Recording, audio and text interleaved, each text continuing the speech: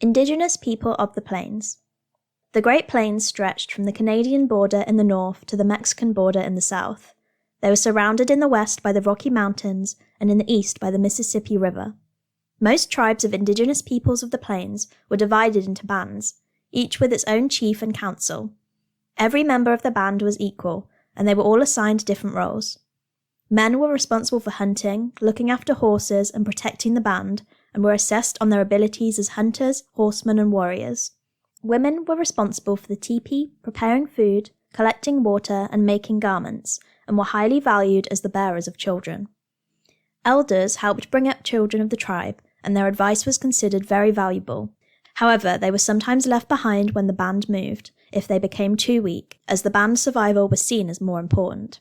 And children were highly valued and viewed as the future of the band, and learned skills from parents and relatives. Buffalo were a very important part of life on the plains. They provided food, clothing, and equipment, and were faster than travelling on horseback. Bands lived in teepees and lived a nomadic lifestyle.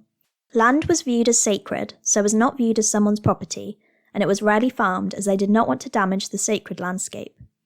The indigenous peoples of the plains also believed everything in nature had a spirit that could help or harm humans, and tried to avoid excess killing in war, as young men were vital for the survival of each tribe. There were also tensions between settlers and indigenous peoples of the plains. In 1834, the US government created the Indian Permanent Frontier, marking land east of the Mississippi River as Indian Territory. Indigenous people were free to live and hunt on this land, and white settlers were prohibited from living there.